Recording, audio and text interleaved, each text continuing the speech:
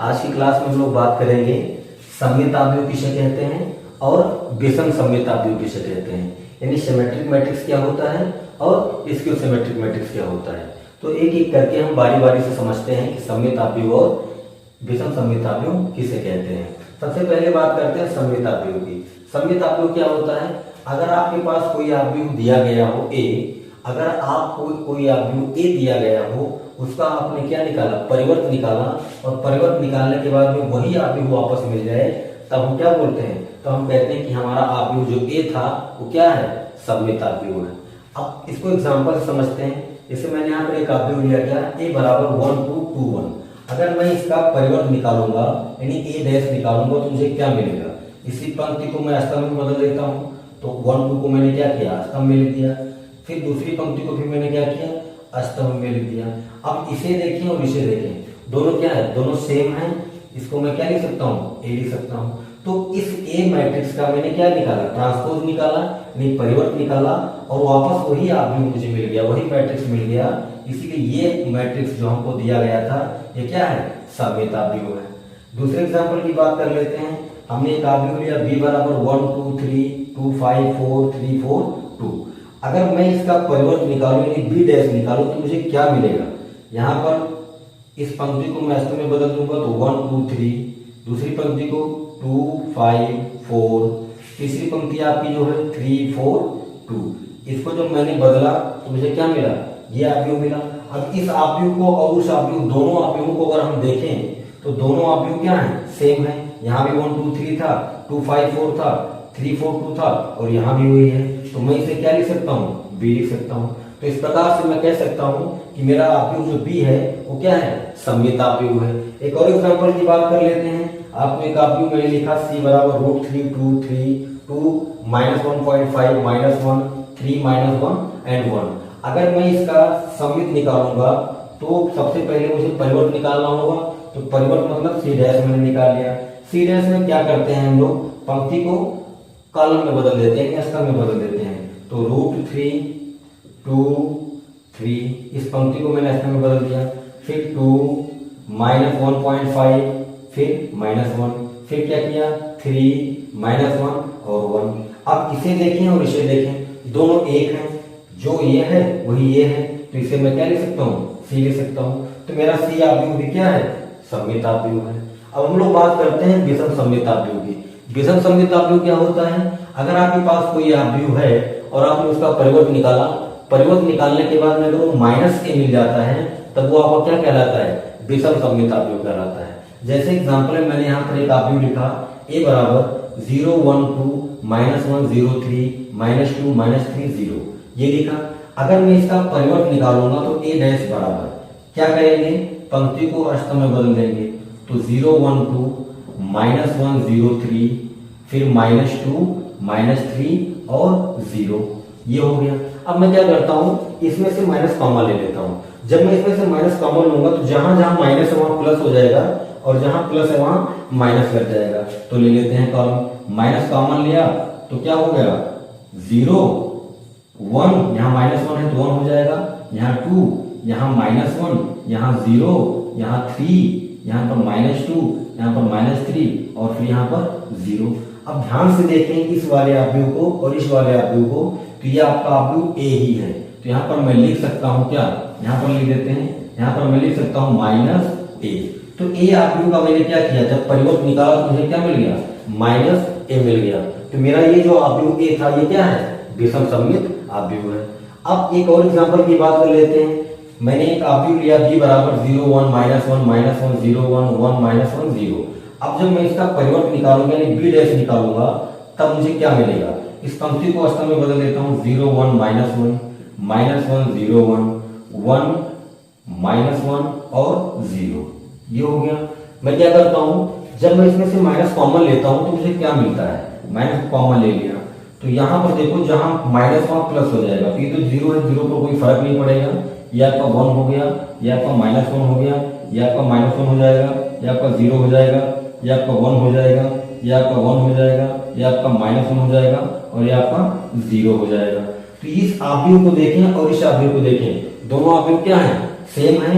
इसीलिए हम इसको क्या लिख सकते हैं, बी लिख सकते हैं। तो आपका ये जो आव्यूह बी है ये क्या है, विषम सममित आव्यूह है। तो आई होप आपको सममित आव्यूह और विषम सममित आव्यूह के बारे में जानकारी मिली होगी। यानी सममित आव्यूह और विषम सममित आव्यूह किसे कहते हैं आपको समझ में आया होगा। अब हम इनसे संबंधित जो छोटे छोटे प्रमेय के बारे में बात करेंगे, थ्योरम के बारे में बात करेंगे। तो आइए देखते हैं दोनों प्रमेय क्या कहते हैं। तो बात करते हैं पहले प्रमेय की। कहता है वास्तविक अवयवों वाले किसी वर्ग आव्यूह ए के लिए a प्लस ए डैश एक सममित आव्यूह और a माइनस ए डैश एक विषम सममित आव्यूह होता है। सबसे पहली बात, वास्तविक अवयवों वाले, वास्तविक अवयव मतलब प्लस वाले भी हो सकते हैं, माइनस वाले भी हो सकते हैं, जीरो भी हो सकता है, दशमलव भी हो सकते हैं, मतलब आव्यूह के अंदर आप कोई भी अवयव रख सकते हैं। किसी वर्ग आव्यूह, वर्ग आव्यूह का मतलब होता है एक ऐसा आव्यूह जिसमें पंक्तियों और स्तंभों की संख्या बराबर हो। तो अगर आपके पास कोई आव्यूह एक है ए जो वर्ग आव्यूह यानी पंक्ति और स्तंभों की संख्या बराबर है, उसमें आप कोई भी एलिमेंट रखे हो, तो आप क्या करते हैं उस आव्यूह का अगर परिवर्त निकालें और उसी आव्यूह में जोड़ें तो आपको क्या मिलेगा, सममित आव्यूह मिलेगा। और अगर उस आव्यूह में उसके परिवर्त को घटा दें तो आपको विषम सममित आव्यूह मिलेगा। तो पहला थ्योरम आपका ये कहता है। आइए इसको देखते हैं कैसे करेंगे। मान लेते हैं कि आपको जो a प्लस ए डैश है इसको मैंने मान लिया क्या b, तो b बराबर मैंने मान लिया a प्लस ए डैश। अब अगर मैं इस b का परिवर्त निकालूं यानी b डैश निकालूंगा तो b डैश बराबर क्या मिलेगा मुझे, a प्लस ए डैश का डैश। यानी अगर आपका value a plus A dash b के बराबर है तो b डैश का जब परिवर्त निकालेंगे तो इसका भी परिवर्त होगा।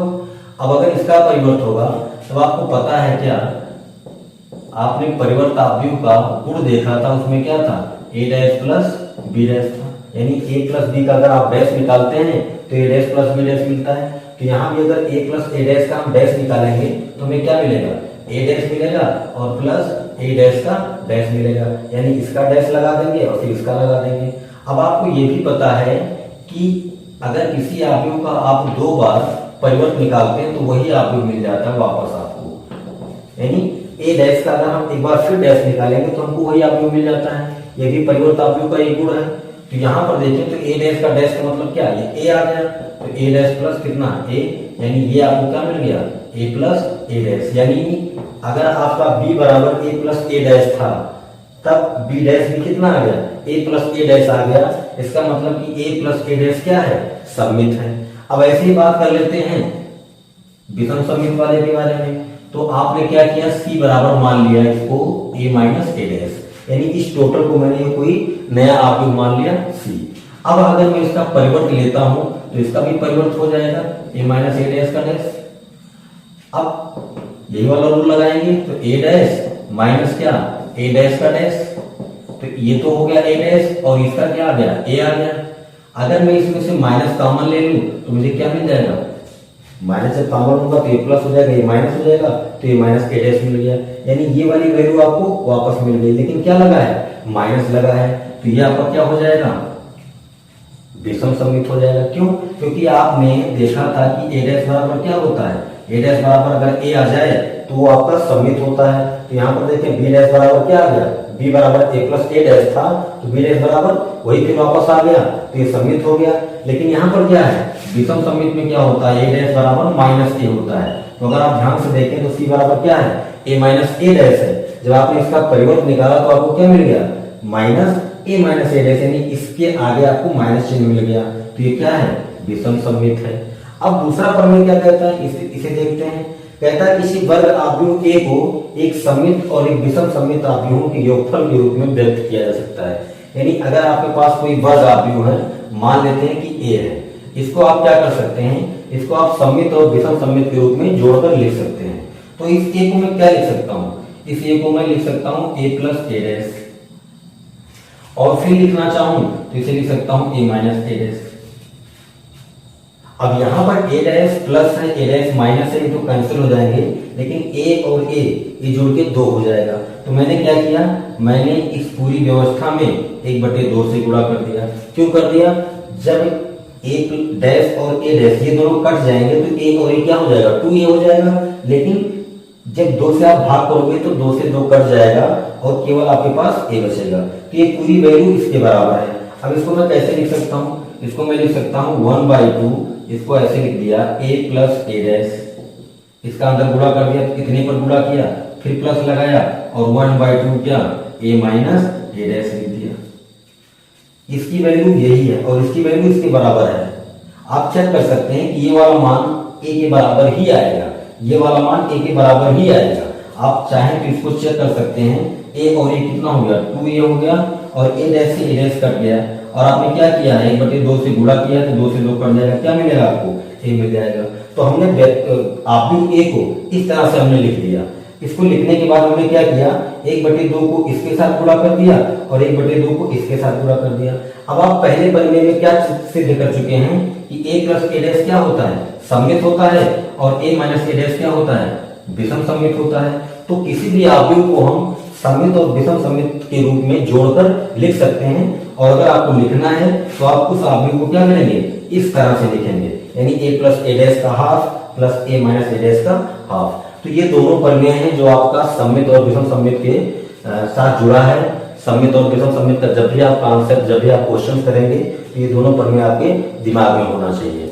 इस वीडियो में इतना ही। अगर आपको वीडियो पसंद आया है तो प्लीज लाइक करें, शेयर करें दोस्तों को, और अगर आपने मेरे चैनल को सब्सक्राइब नहीं किया तो प्लीज सब्सक्राइब करें जिससे आपको लेटेस्ट अपडेट मिलती रहे।